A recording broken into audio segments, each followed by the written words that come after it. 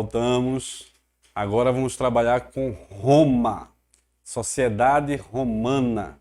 Já vimos anteriormente Mesopotâmia, Egito, Grécia e hoje nós concluiremos essa parte da sociedade ocidental, dos povos antigos, ou período histórico chamado de Antiguidade.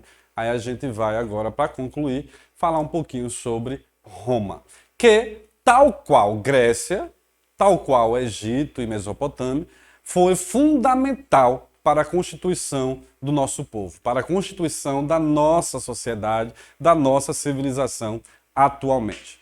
Vamos lá. Quando a gente fala de Roma, a gente tem que ver a questão da linha do tempo romano, da Roma antiga. Roma, ela passa por uma monarquia que vai de 753 a.C., que é a união das 7 aldeias do Lácio, importância dos patrícios, para a República de 509 a.C., que vai ter uma importância muito grande, o Senado, a expansão dos territórios romanos e os triunviratos. E por último, o Império, que é 1 ano antes de Cristo até 5 depois de Cristo, que vai ser o Alto Império, que vai acontecer o advento do cristianismo, e o Baixo Império, com as invasões bárbaras e o legado romano. Então essa é uma linha do tempo rápida, apenas para a gente situar um pouquinho, né, sobre o período romano. O Império, a monarquia, a república e, por último, o Império Romano. Bem, quando a gente fala de Roma, é importante a gente destacar que o Império Romano ele não está limitado apenas à Itália. Vocês sabem que Roma é a capital da Itália, hoje, atualmente, mas o Império Romano não se limita apenas à região da Península Itálica. O Império Romano ele era um vasto território, ele ocupou toda a Europa Ocidental. A gente vai ver aqui mais adiante todo o mapa em que a gente pode observar o tamanho que era esse Império Romano. Então o Império Romano não se limitava a um território ou a um país. O que nós conhecemos hoje como países como França, Portugal, Espanha, Alemanha, Itália, tudo isso junto fazia parte do Império Romano. Tal qual, eu estou falando da Europa, mas também da Ásia, da África, todos esses territórios aí passaram a formar o Império Romano. Depois é que esses territórios tiveram emancipação e foram se unificando, tornando território, como é que eu poderia dizer, individuais. Mas até então, tudo ali fazia parte do que era o Império Romano. Então vamos lá. O Império Romano começa com militares no comando, com o primeiro triunvirato. Triunvirato, como o próprio termo já deixa claro, formado por 3. Isso 60 a.C., formado por Pompeu, Júlio César e Crasso. Foi o primeiro triunvirato. Teve Pompeu, que era um líder aristocrático, combate as revoltas populares na Ibéria, na Espanha. Crasso, que combate a revolta de Espartaco. Essa questão de Espartaco é justamente um ex-escravo que vai, ou melhor, um escravo que vai se rebelar contra o sistema de escravidão na Roma antiga, e ele é derrotado pelas tropas de Crasso, mas isso depois de uma série de batalhas onde os escravos saíram vencedores e se rebelaram contra a situação da escravidão por dívidas especialmente. E Júlio César, que era sobrinho do general Mário e tinha um grande apoio popular. Então esse era o primeiro triunvirato. Era o governo de 3, de Pompeu, Crasso e Júlio César. Durante o primeiro triunvirato vai haver o falecimento de Crasso, em 54 a.C. Júlio César começa uma expedição na Gália, e o Senado decide Pompeu como o único cônsul de Roma. Ou seja, aqui vai haver uma espécie de golpe de Estado. Com o falecimento de Crasso e com Júlio César nos seus combates de expansão ao território do Império Romano, o Senado vai e coloca Pompeu como principal líder do governo no Império Romano. Ou seja, Pompeu passa a ser o único líder de Roma, acabando com o triunvirato. Isso numa decisão do Senado, numa decisão fechada. O povo não vai gostar disso, porque Júlio César ele é muito bem quisto pela população, ele tinha um apoio popular muito grande. Chegando Júlio César, junto com o apoio do povo, Júlio César consegue reverter essa situação. Júlio César retorna, depõe Popeu e se declara ditador vitalício. Júlio César passa a ter plenos poderes, faz a reforma agrária, funda novas colônias e isso vai gerar a insatisfação do Senado. Então, Júlio César, como forma de retaliação e tendo o apoio popular, ele, então, destitui Pompeu e se torna o imperador ou o grande líder, ditador do Império Romano. Até que Júlio César passa a ser traído, inclusive por seu filho. Tem até essa frase famosa aí, até tu, Brutus. Brutus é justamente o filho de Júlio César que trai o pai, né? Que vai haver uma conspiração afastando Júlio César do cargo, e Brutus vai ser um dos que vai conspirar contra o pai. Com a morte de Júlio César, que foi morto a punhaladas pelo grupo de senadores, inclusive alguns dizem as más línguas históricas que Brutus foi um dos que apunhalou Júlio César, e daí a frase até tu, Brutus, porque Júlio César ele se surpreende quando percebe que o próprio filho estava também conspirando contra o seu governo. Aí, com a morte de Júlio César, vem o segundo triunvirato, 44 a.C. Reações populares. Aliados de Júlio César não permitiram o controle da situação pelo Senado. Lépido, militar, administração da região da atual Espanha e a África. Otávio, sobrinho de Júlio César, a administração do Ocidente, e Marco Antônio, cônsul, a administração do Oriente. Então o segundo triunvirato vai ser gerido por Lépido, Otávio e por Marco Antônio. Marco Antônio que passa a ser o cônsul e administra o Oriente. Por isso que Marco Antônio vai se envolver também com Cleópatra. A famosa história de Cleópatra, né, da rainha do Egito, ela vai se envolver também com Marco Antônio justamente durante esse período, porque Marco Antônio era um dos responsáveis pelo lado oriental do Império Romano. Vamos lá, os detalhes do segundo triunvirato. Lépido, conflito entre os generais, afastado do cargo por Otávio. Marco Antônio, aliança com a rainha Cleópatra do Egito, combate contra Otávio. Após derrota, cometeu suicídio. Marco Antônio se suicida depois de ser derrotado por Otávio. Otávio assume o poder como único governante de Roma em 31 a.C. e assim põe fim à República Romana.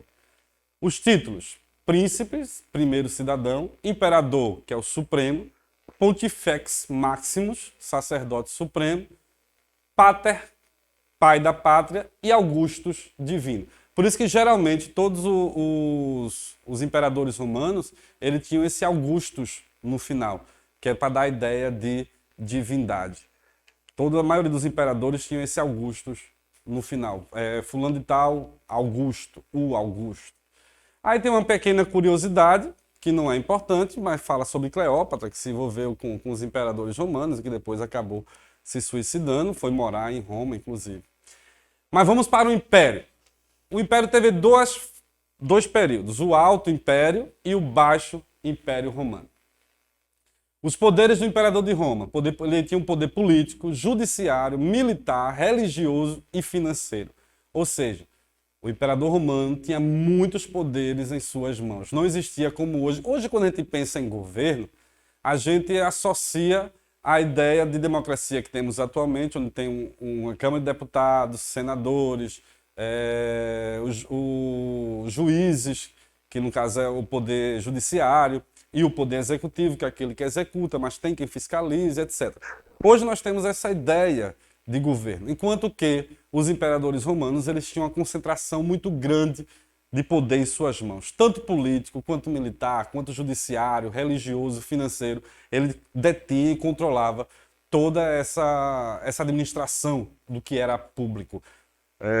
Acabou-se a República, né? A República quer dizer a coisa pública. A coisa pública. Hoje, atualmente, nós vivemos numa República. Mas a República do Império Romano era completamente diferente. com o primeiro e segundo triunvirato, vem o Império Romano com os imperadores, onde ele vai concentrar todos esses poderes em suas mãos. O imperador no topo da pirâmide, depois vem a elite aristocrática, a população livre, e a maioria da população do Império Romano eram de escravizados. A maioria da população era uma população escrava. Lembrando, novamente, já falei isso anteriormente em uma aula anterior, semana passada, os escravos não eram escravos da cor de pele. Escravos eram prisioneiros de guerra. Como os romanos eles conquistaram muitos territórios, eles tinham muitos escravos. Pra você ter ideia, os judeus, os hebreus, como queiram chamar, eles eram um povo oprimido pelo Império Romano. Durante a crucificação de Cristo, por exemplo. Quem é que determina a crucificação de Cristo? Pilatos.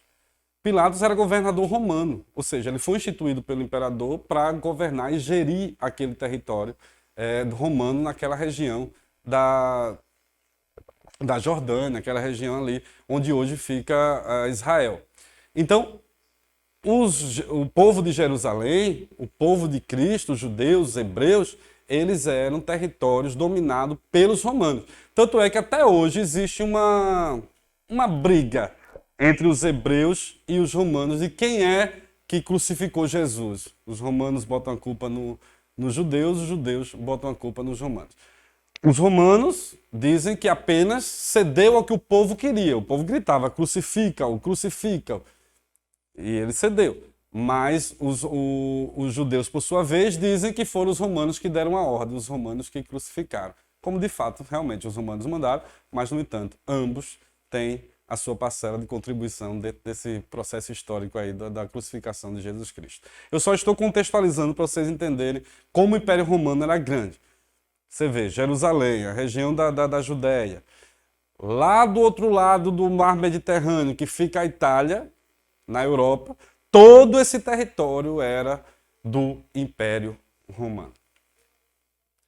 Por isso eles tinham muitos escravos. Escravizados, rebeliões e libertações. Havia, obviamente, uma resistência à escravidão, porque a escravidão ela era, como eu disse, como prisioneiros de guerra, pouca dedicação ao trabalho, muitas fugas e assassinatos. Houve também a conquista de direitos, como a alforria, pagamento de indenização e o reconhecimento do direito a bens e heranças, e leis para empregar homens livres nas propriedades rurais. Na religião romana, tal qual os gregos, os deuses eles são antropomórficos. Antropo, homem. Morfia, forma. Então todos eles tinham a forma humana. Tanto a forma física, quanto emoções, quanto diferente da ideia de divindade que nós temos no cristianismo, esses deuses gregos eles eram vingativos, eles tinham tristeza, eles tinham alegrias, então eles tinham forma humana. No Egito, que nós já vimos lá anteriormente, eram antropozoomórficos, ou seja, tinham forma tanto humana quanto animalesca. Você pode ver que algumas personagens da divindade egípcia, eles têm parte animal e parte homem, né? Na Grécia e em Roma, eles têm apenas a forma humana, são antropomórficos. Então, havia um culto aos antepassados, festas, jogos, templos, sacrifícios de animais oferecidos aos deuses. Aqui nessa tabelinha que você quiser depois aí fotografar ou printar para poder ver a associação de deuses, você vai ver que tem ali no cantinho, ó, Júpiter é Zeus, Juno é Hera, Vênus Afrodite, Baco Dionísio e por aí vai. Se você tiver essa curiosidade e gostar de mitologia, você pode estar dando um printzinho aí nessa tela ou depois vendo com mais calma. Vamos lá. A relação com o cristianismo. O cristianismo, ela começa a crescer muito em Roma. Ela começa a ter uma influência muito grande entre os romanos. E isso vai começar a desagradar alguns imperadores. A gente vai ver que alguns imperadores começam a ficar muito insatisfeitos pela presença dos cristãos dentro do território do Império Romano. Porque o cristianismo ele vai ascender, ele vai crescer, vai até a capital, vai até Roma, vai até a Itália e lá ele também vai se desenvolver. Não é à toa que é por lá onde fica o Vaticano, né? Onde fica a Catedral a Basílica de São Pedro. A relação com o cristianismo, vamos ler aqui. Nascimento de Jesus Cristo na Judéia, o governo era Otávio. Surge o monoteísmo com as pregações de Jesus. Os cristãos foram perseguidos e reprimidos. Ameaças à estrutura governamental de Roma. Negava a divindade do imperador e defendia a igualdade entre os homens. Lembra que nós falávamos sobre o imperador ser Augustus, né? Tem um pouco de divino, de divindade na sua formação, era um escolhido dos deuses. Jesus vem e coloca isso por terra, né? É quando começa então o embate. Tanto é que a perseguição a Jesus vai acontecer porque alguns vão dizer que ele é o rei dos judeus, e os judeus não têm rei. O rei dos judeus vai ser o imperador de Roma. Eles não têm rei, o povo judeu, né? Então, Jesus conhecido como o rei dos judeus, tanto é que depois teve até uma ironia durante a crucificação de Cristo, que coloca uma coroa de espinhos. Vamos coroar o que se diz rei, o que se diz imperador, né? E em cima também da cruz vai ter lá a inscrição rei dos judeus, né? Então essa relação com o cristianismo vai ser uma relação tensa. Ó, como eu disse para vocês que eu ia mostrar o mapa do Império Romano, olha o tamanho do Império Romano. Você pode observar, toda a Europa Ocidental ela é dominada pelos romanos. Isso ele vai até o sudoeste ali da Ásia, pega parte da África, o norte da África todinho vai ser dominado pelo Império Romano. Então todo esse território aqui vai ser o Império Romano. Hoje esses territórios, né, você vai ver Portugal, Espanha, França, mais acima Alemanha, Bélgica, todo esse aqui a Itália, ó, por isso que eu disse que a Itália era uma península, tá vendo? Parece uma bota. Todo esse território aqui, ó, Jerusalém, que é essa região que eu falei de Israel, ficava por aqui assim, ó. Então todo esse território é o Império Romano. Não é à toa que o Império Romano ele vai ter uma importância muito grande, inclusive em nossa língua. Nós falamos o latim justamente por conta do Império Romano, porque a língua oficial era o latim. Então, depois os povos foram se formando em diferentes localidades e as ramificações da língua. Então, o português é do latim, o francês vem do latim, então o espanhol vem do latim. Então, todas essas línguas elas vão ser línguas latinas, com exceção do inglês, que vai ser anglo-saxão, que depois você vai ver que foi um dos povos que invadiram o Império Romano, que instituíram o Império Romano, aí vai dar origem a outras línguas. Mas a nossa língua latina, português, é uma das línguas latinas. Mas vamos lá, vamos dar continuidade. O Alto Império. O Senado é a instituição administrativa, senadores escolhidos como governadores de províncias. Aí vem Otávio Augusto, o primeiro imperador de Roma. Você vê, os senadores eram escolhidos como governador de província. Lembra que eu falei de Pilatos lá, que era um governador? Aí veio Otávio Augusto, primeiro imperador de Roma. Realização de grandes obras, praças, arcos, teatros, templos, entre outros. A criação da guarda pretoriana, que é a proteção imperial, a proteção pessoal do imperador. O Alto Império, que aí vem a política do pão e circo, distribuição de trigo e azeite a preços baixos e espetáculos populares nos anfiteatros. Era uma forma que o governo tinha de distrair o povo para que ele não se atentasse aos grandes problemas. Fazia o seguinte, o povo está começando a questionar politicamente, vamos fazer uma festa, vamos dar pão para esse povo. Né? Então, pão e circo. Esse circo, geralmente, é justamente onde aconteciam os sacrifícios de muitos cristãos, aconteceram aqui. Lembra das guerras, dos gladiadores, quando era lançado aos leões, porque o povo achava bonito as pessoas serem comidas por leões, por exemplo. Era uma forma de espetáculo, era uma forma de circo. Enfim. Essa era o pão e circo, que até hoje, quando a gente fala de que um governo ele quer distrair o povo botando festa, distribuindo esmolas, a gente fala que é uma política de pão e circo, porque ela é uma herança justamente do que o Império Romano fazia. A Pax Romana, que foi a paz nas fronteiras do Império, comércio com outras localidades, como Egito, China e Índia. Roma era considerado o armazém do mundo. A cultura, desculpa ali que está em cima o nome, né? Mas houve um incentivo às artes e literatura. O ministro Mecenas foi um ministro muito importante para a cultura grega, tanto é que depois desse ministro Mecenas, todos aqueles que patrocinam as artes são chamados de mecenas. Então todos os patrocinadores de arte são chamados de mecenas, devido ao ministro Mecenas, que salvou algumas obras de Horácio, Tito Livio e de Virgílio. E aí outros imperadores. Otávio Augusto morreu em 14 depois de Cristo, teve a estrutura política mantida e os imperadores continuaram concentrando os poderes. Depois teve Tibério, sucessor de Otávio, que foi o responsável na época pela crucificação de Jesus, era o governo da época.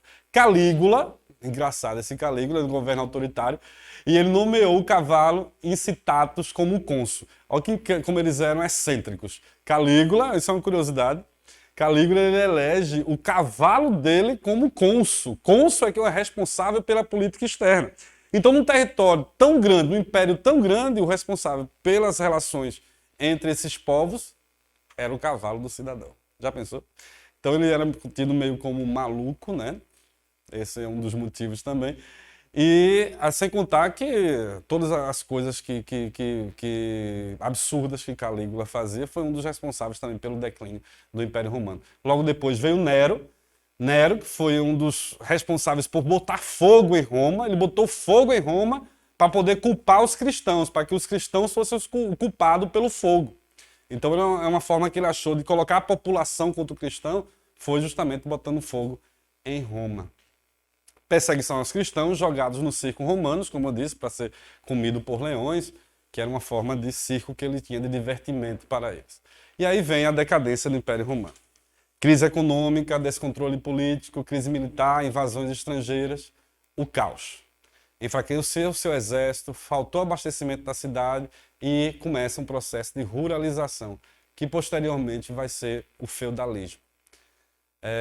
Diocleciano, tetrarquia de 4 generais. Aí vem Constantino. Constantino vai ser o responsável por oficializar o cristianismo como religião oficial de Roma.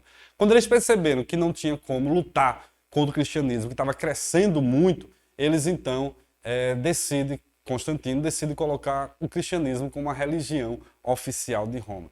Isso vai ser positivo por um lado, porque a perseguição acaba, mas por outro lado, várias práticas pagãs lá do politeísmo vão ser trazidas para dentro do cristianismo e até hoje essas práticas se encontram presentes como tradições da igreja cristã.